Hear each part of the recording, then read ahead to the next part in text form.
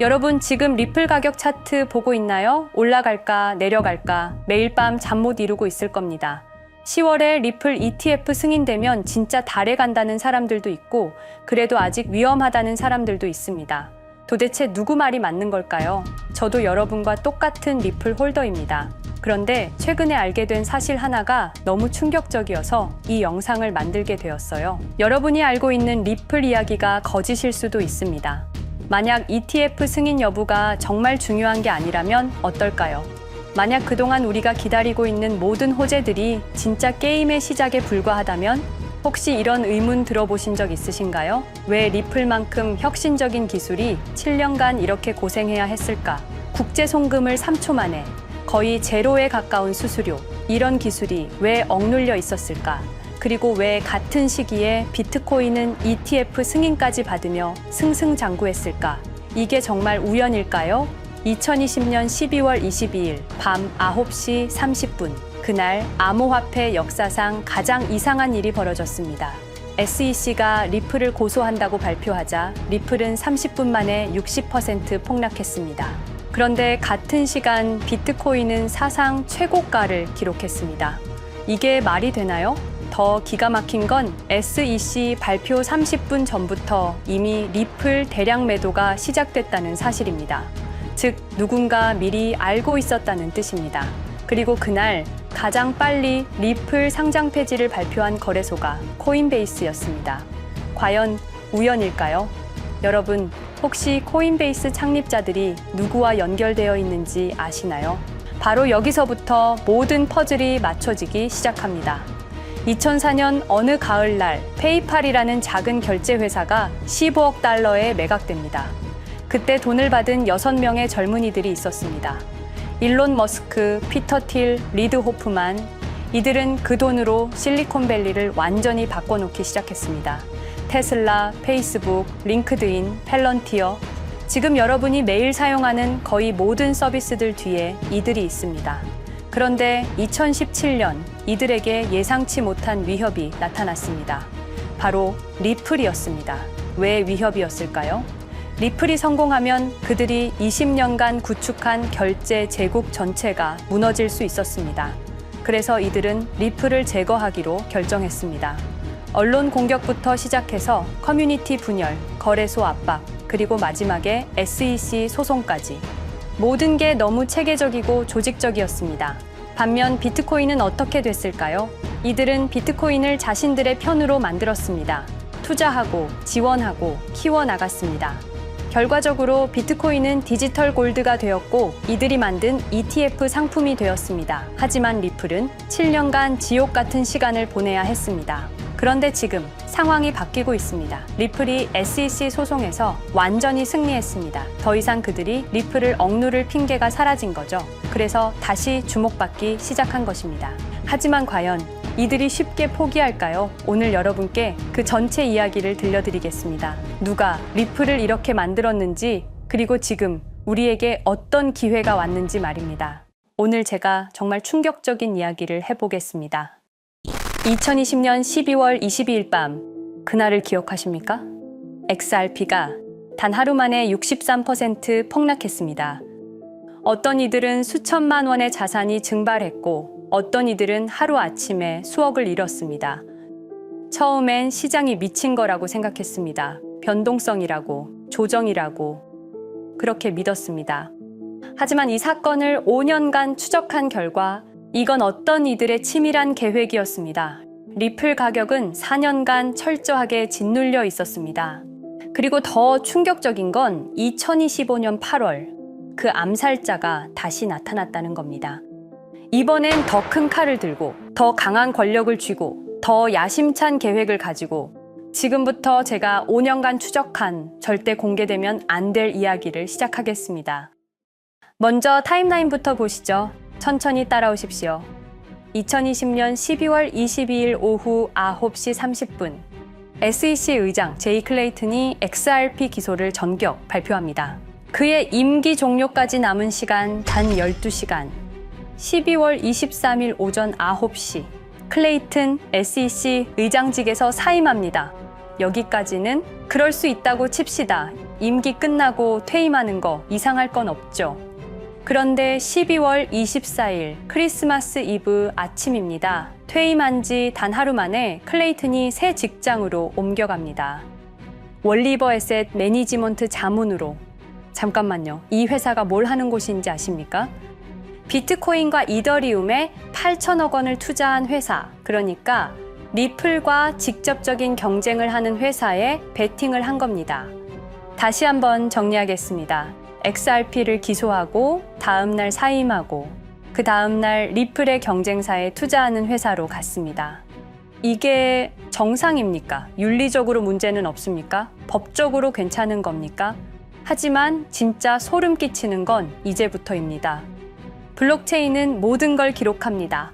그리고 그 기록을 추적해 보니 기소 발표 18시간 전인 12월 22일 새벽 3시 누군가 움직이기 시작했습니다. 대량의 XRP가 조심스럽게 하지만 확실하게 매도되기 시작합니다. 뉴스가 나오기 전, 세상이 알기 전, 폭락이 시작되기 전 누군가는 이미 알고 있었습니다. 이 시점에서 저는 의문을 품었습니다. 대체 왜 하필 리플이었을까? 이 사건을 이해하려면 XRP가 단순한 암호화폐가 아니라는 걸 알아야 합니다. 지금 여러분이 해외로 송금한다고 가정해보죠. 한국에서 미국으로 1,000만 원을 보낸다면 스위프트라는 시스템을 거칩니다. 전 세계 200개국 11,000개 금융기관이 연결된 거대한 네트워크. 벨기에 브뤼셀에 본부가 있지만 실질적으로는 미국이 완전히 통제하고 있습니다. 얼마나 무서운 권력이냐면요. 2012년 이란 핵 제재 때 이란 은행들을 스위프트에서 퇴출시켰습니다. 그 결과 이란의 경제는 즉시 붕괴되었습니다. 2022년 러시아의 우크라이나 침공 후 러시아 주요 은행들을 스위프트에서 퇴출시켰습니다. 이후 러시아의 루블화는 30% 이상 급락했습니다. 스위프트에서 쫓겨나면 그 나라는 국제거래에서 완전히 고립됩니다. 이게 핵무기보다 강력한 이유입니다. 실제로 폭탄을 떨어뜨릴 필요가 없으니까요. 버튼 하나로 한 나라 경제를 무너뜨릴 수 있으니까요. 스위프트는 돈의 흐름을 틀어쥔 지배의 손길입니다. 그런데 2017년 XRP가 등장했습니다. 비교해 보시죠. 송금 시간부터 압도적인 차이가 납니다. 스위프트는 국경 간 송금에 3에서 5일이라는 시간이 걸립니다. 반면에 XRP는 단 몇 초면 송금이 완료되죠. 수수료 또한 엄청난 차이가 납니다. 스위프트는 3에서 5%까지 수십만 원의 수수료가 발생하지만 XRP는 단 몇 원, 거의 공짜나 마찬가지로 송금을 처리합니다. 스위프트는 여러 국가의 중개은행이 필요하지만 XRP는 그런 것조차 불필요하죠. 그리고 2017년부터 2019년까지 일본 SBI 그룹이 뱅크 오브 아메리카가 산탄데르 은행이 하나둘씩 리플과의 파트너십을 검토하기 시작했습니다.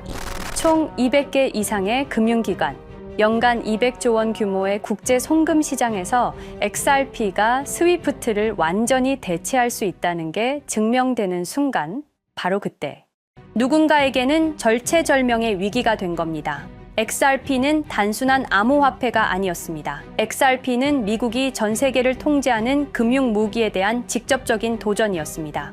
그래서 저는 추적하기 시작했습니다. 누가 XRP를 제거하려 했나? 처음엔 당연히 정부를 의심했습니다. SEC니까요. 미국 정부 기관이니까요. 그 다음엔 월스트리트를 의심했습니다. 은행들이 위협을 느꼈을 거라고 생각했죠. 그런데 조사를 하면 할수록 이상했습니다. 모든 흔적이 전혀 예상치 못한 곳을 가리키고 있었습니다. 실리콘밸리, 뉴욕이 아니라 샌프란시스코, 월스트리트가 아니라 테크 기업들, 혁신과 자유의 상징이라던 바로 그곳 말입니다. 2002년 10월 3일로 돌아가 보겠습니다. 페이팔이 이베이에 15억 달러에 매각됩니다. 그날 50명의 직원이 퇴사합니다. 보통 회사라면 뿔뿔이 흩어지겠죠. 각자 길을 가고 연락도 끊기고, 그런데 이들은 달랐습니다. 그들은 네트워크를 만들었습니다. 서로의 회사에 투자하고 서로를 임원으로 영입하고 서로의 성공을 발판 삼아 더 크게 성장하고 20년이 지난 지금 그들이 창업하거나 투자한 기업들의 시가총액을 합치면 우리나라의 GDP보다 큽니다. 2007년 포춘지가 이들에게 특별한 이름을 붙였습니다. 페이팔 마피아. 당시엔 실리콘밸리 성공 신화로 보도됐죠. 아름다운 동료의 혁신가들의 연대, 그런 이야기들. 하지만 2025년 지금 우리는 다르게 보게 됩니다. 핵심 인물들을 하나씩 보시죠. 피터 틸, 1998년 페이팔 공동 창업, 2002년 억만장자 등극, 2003년 그는 새로운 게임을 시작합니다. 팔란티어, 9.11 테러 직후였습니다. 미국은 공포에 떨고 있었죠. 피터 틸이 말했습니다. 우리의 사기 탐지 기술을 국가안보에 사용할 수 있습니다. 그리고 CIA의 벤처 펀드 인큐텔로부터 투자를 받습니다.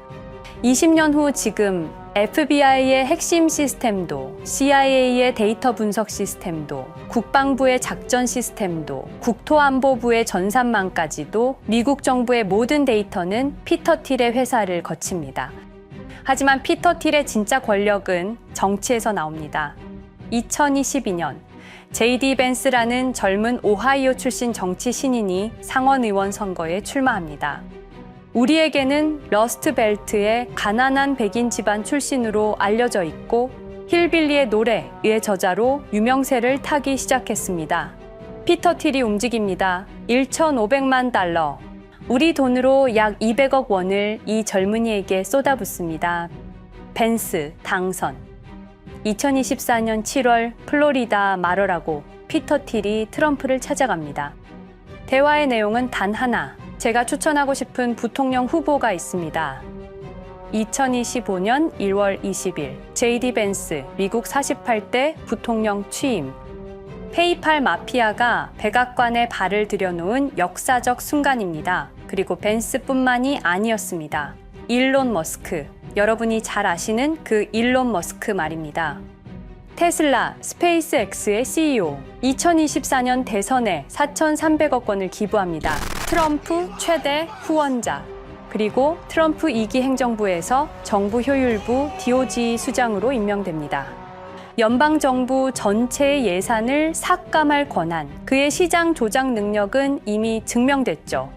2021년 5월 트윗 한 줄로 비트코인을 폭락시킨 후 뒤로는 더 싸게 매집했습니다.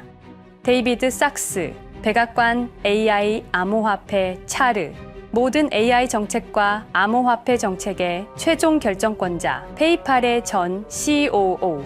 미국의 암호화폐 정책 최종 결정권을 페이팔 마피아가 쥔 겁니다. 그리고 한 명 더, 여러분이 잘 모르는 이름이지만 아주 중요한 인물입니다. 제드 맥켈럽, XRP 공동 창업자, 2013년 리플을 나옵니다. 그리고 스텔라루멘이라는 경쟁 코인을 출시합니다. 그가 가진 XRP는 90억 개, 2022년까지 전부 매도합니다. 무려 4조 2천억 원이라는 천문학적인 수익을 기록했습니다. 그런데 기묘한 일이 벌어집니다. 2025년 6월 페이팔의 스테이블 코인 페이팔 USD가 스텔라루멘 체인으로 확장을 발표합니다. 리플의 배신자가 만든 플랫폼으로. 우연일까요? 그리고 저는 결정적 증거를 찾았습니다. 2025년 초 내부 고발자가 나타납니다. 월리버 에셋 매니지먼트. 기억하시죠? 제이 클레이튼이 XRP 기소 다음 날 합류한 바로 그 회사. 그 회사의 내부 문서가 유출됩니다. 공개된 투자 내역은 이랬습니다. 비트코인에 우리 돈 5천억 원, 이더리움에는 3천억 원이 투자금 명목으로 지출되었습니다. 이 돈들이 향한 곳은 모두 리플의 경쟁사들이었습니다. 그리고 충격적인 숨겨진 투자 내역. 스텔라루멘에는 700억 원을, 팔란티어의 주식에 1조 6천억 원, 금액이 비공개된 투자금은 페이팔의 페이팔 USD로 향했습니다. 잠깐, 스텔라루멘, 제드 맥켈럽의 코인, 팔란티어, 피터 틸의 회사, 페이팔 USD, 페이팔의 스테이블 코인. 제이 클레이튼이 SEC를 나오자마자 들어갔던 월리버 에셋 매니지먼트를 통해서 팔란티어, 스텔라루멘, 페이팔로 흘러 들어간 것입니다. 모든 것이 연결됩니다. 모든 것이 한 곳을 가리킵니다. 이건 우연이 아닙니다. 리플과 SEC의 소송전은 거대한 연극이었던 것입니다. 모든 게 페이팔 마피아들의 계획이었던 겁니다. 이제 전체 그림이 보입니다. 페이팔 마피아의 리플 제거 작전, 이제 전부 재구성할 수 있습니다. 제드 맥켈럽이 XRP 공동 창업자로 참여하여 핵심 기술을 습득. 2013년 의도적으로 갈등을 벌인 후 퇴사. 그것도 90억 개의 XRP를 보유한 채로 말이죠. 시한폭탄을 설치한 겁니다. 피터 틸의 팔란티어, 2003년 CIA의 인큐텔 펀드 투자로 창업, 2020년까지 FBI, CIA, 국방부의 핵심 시스템을 장악하게 됩니다. 미국 정부 전체를 들여다볼 수 있게 된 겁니다. 2018년 6월, 우리 모두가 아는 바로 그 SEC 기업금융국장 윌리엄 힌먼의 발언. 이더리움은 증권이 아니다. 의도적으로 리플의 가격만 억누르려던 치밀한 계획이었습니다. 제이 클레이튼, 임기 12시간을 남기고 리플을 기소. 사임 이후에는 곧바로 리플의 경쟁사에 투자를 하는 회사의 자문으로 합류. 그야말로 치명타를 먹인 셈이죠. 2023년 8월, 페이팔은 페이팔 USD라는 스테이블 코인을 출시합니다. 그리고 2025년 6월에는 스텔라룸앤 메인넷으로의 확장을 발표했습니다. 제드 맥켈럽은 XRP를 매도한 자금으로 스텔라룸앤을 개발하게 됐죠. XRP를 대체할 완벽한 준비를 한 겁니다. 트럼프 2기 행정부 출범으로 페이팔 마피아들의 계획이 완성 단계에 접어듭니다. JD 벤스는 부통령으로, 일론 머스크는 정부 효율부 수장으로, 데이비드 sak스는 AI 암호화폐 총책임자로, 피터 틸은 트럼프 인수위의 공동의장 자리에 오릅니다. 페이스북의 모회사인 메타의 로비 비용을 보면 확실히 알 수 있습니다. 2024년 로비 비용으로 역대 최고 금액인 약 2,400억 달러를 지출했습니다. 로비스트 수도 2016년에는 31명에 불과했지만 2024년에는 의원 8명당 1명 꼴인 65명으로 늘어났죠. 정치 권력을 장악하기 위한 그들의 야욕이 그대로 드러나는 부분입니다. 데이비드 sak스, 백악관 입성 후 단 2주 만에 리플이 수년간 워싱턴에 배치한 로비스트들을 전원 축출했습니다. 겉보기에는 이해관계 충돌이라는 명분을 내세웠지만 실제로는 경쟁 세력을 제거하려는 목적이었습니다. 리플의 스피커 역할을 할 마지막 정치적 통로마저 차단이 된 겁니다. 완벽한 계획이었습니다. 그런데 SEC와 리플의 소송전에서 그들이 예상치 못한 일이 벌어집니다. 2023년 7월 아날리사 토레스 판사의 판결. XRP 자체는 증권이 아니다. SEC는 즉시 항소했고 리플도 여기에 부분적으로 항소를 하게 되죠. 법정 공방은 끝이 어딘지도 모르게 이어졌습니다. 그리고 2025년 8월 놀랍게도 양측 모두 항소를 취하합니다. 5년 동안의 전쟁이 드디어 끝이 나게 된 순간이었습니다. 리플은 승리했습니다. XRP 가격은 무려 5,000원에 근접하게 상승했고 수많은 자산 운용사들의 XRP, ETF 신청 물결이 이어졌습니다. 그리고 리플은 히든로드를 12억 5천만 달러의 인수, 리플 프라임이라는 이름으로 새롭게 출범시켰습니다. 스테이블 코인 리플 USD는 출시 1년 만에 시가총액 10억 달러를 돌파하는 기염을 토합니다. 현재 리플의 기업 가치는 400억 달러 이상으로 평가받고 있습니다. XRP는 죽지 않았습니다. 5년 동안 억눌렸던 것이 폭발적으로 성장하기 시작합니다. 투자자들이 돌아오고 은행들이 재접촉하고 파트너십들이 재개되고 우리가 이긴 건가? 정의가 승리한 건가? 아니었습니다. 2025년 8월 18일 XRP 승리 발표 불과 10일 후 뉴스가 터집니다. 제이 클레이튼 맨해튼 연방검사로 정식 임명. 5년 전 XRP를 기소했던 바로 그 사람. 이번엔 연방검사로 돌아왔습니다. 월스트리트의 보안관이라 불리는 미국에서 가장 강력한 검사직. 형사 기소권, 월스트리트 전체 감시 권한, 금융범죄 수사 총괄. 더 큰 칼을 들고 돌아온 겁니다. 그리고 2025년 11월 트럼프 대통령의 발표. 제이 클레이튼을 앱스타인 사건 수사 책임자로 임명합니다. 잠깐, 왜 하필 클레이튼일까요? 왜 XRP 소송이 끝나자마자일까요? 왜 지금일까요? 그리고 그는 다음엔 누구를 조준할까요? 리플은 부활했습니다. 하지만 페이팔 마피아는 멈추지 않았습니다. 2025년 상반기, 이상한 패턴들이 포착되기 시작합니다. 일론 머스크의 행동이 변합니다.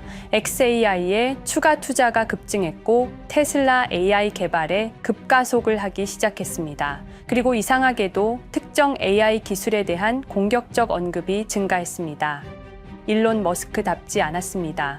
그리고 2025년 3월 한 AI 코인의 공식 계정이 일론 머스크의 X라는 플랫폼에서 갑자기 사라집니다. 노출 제한을 당했고 광고 계정들도 정지가 됐습니다. 특정 코인에 관련한 영상들이 전부 삭제되었습니다. 왜일까요?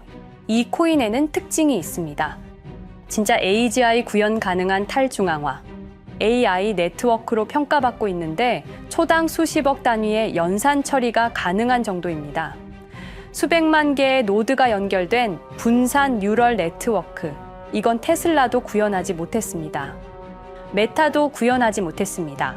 중앙화 시스템인 오픈 AI가 꿈도 꿀 수 없는 것입니다. 이 코인만이 유일하게 성공했습니다. 그런데 시가총액은 테슬라의 500분의 1 수준에 머물고 있습니다. 질문 드리겠습니다. 이렇게 혁신적인 기술인데 왜 플랫폼에서 차단을 당하고 검색조차 되지 않으며 알고리즘에서 철저하게 배제당하고 가격은 또 왜 이렇게 낮은 걸까요? 답은 하나입니다. 그들이 지금 사고 있기 때문입니다. XRP 때와 똑같은 패턴입니다. 역사는 반복되고 있습니다. 그리고 지금도 머스크와 페이팔 마피아의 자금이 이 코인으로 조용히 흘러 들어가고 있습니다. 가격이 낮은 건 무가치해서가 아닙니다. 리플이 그랬던 것처럼 그들이 움직이고 있기 때문입니다. 저는 이 AI 코인의 정체를 여기 유튜브에서 공개하려 했습니다. 하지만 치명적인 문제가 있습니다. 유튜브, 2005년 페이팔에서 나온 3명의 남자가 만들었습니다. 체드 헐리, 스티브 첸, 자베드 카림. 여러분이 지금 보고 계시는 이 유튜브라는 플랫폼조차도 모두 페이팔 마피아 출신의 감시망 안에 있습니다. 그리고 X는 일론 머스크가 소유하고 있습니다. 페이스북은 피터 틸의 첫 외부 투자로 시작했습니다. 그들은 플랫폼을 소유하고 있습니다. 백악관도, SEC도, FBI, CIA 계약도, 주요 SNS 플랫폼도 모두 그들 손안에 있습니다. 이전에 제가 이 코인을 공개한 영상이 있었습니다. 그러나 그 영상은 바로 삭제됐고 채널도 정지됐습니다. 가이드라인 위반은 전혀 없었습니다. 그냥 사라졌습니다. 불편한 진실이 다뤄질 때마다 이런 일이 반복됐습니다.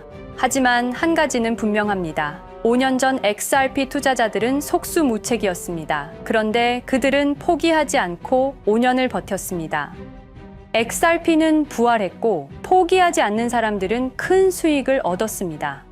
그들은 우리가 잊었다고 생각합니다. 그들은 우리가 용서했다고 생각합니다. 그들은 우리가 포기했다고 생각합니다. 역사를 기억하는 자가 역사를 만듭니다. 자, 이제 질문하겠습니다. 역사는 지금 이 순간에도 반복되고 있습니다. 똑같은 패턴으로, 똑같은 방법으로 또다시 당할 수만은 없습니다. 그들에게 리플이 당했던 것과 똑같은 패턴으로 가격이 짓눌리고 있는 이 코인은 리플이 그랬던 것처럼 결국 모든 걸 이겨내고 상승할 수밖에 없을 것입니다. 그들의 계획을 미리 예측해서 우리가 조금이라도 더 빨리 움직인다면 우리는 도지코인, 시바이누를 초기에 매수했던 사람들처럼 상상할 수도 없는 수익을 올릴 수 있을지도 모릅니다.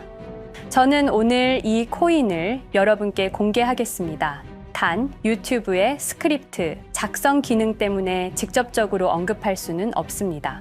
영상 설명란과 고정 댓글에 있는 링크를 통해 간단한 양식을 작성해 주시는 모든 분들께 이 코인을 알려드리도록 하겠습니다. 선택은 여러분의 몫입니다. 아무것도 하지 않으면 아무 일도 일어나지 않습니다. 행동하십시오. 그러면 여러분의 인생은 바뀌게 될 겁니다. 긴 영상 시청해주셔서 감사드리고 궁금하신 점은 댓글을 통해 말씀 주시면 제가 성심성의껏 답변해 드리도록 하겠습니다. 감사합니다.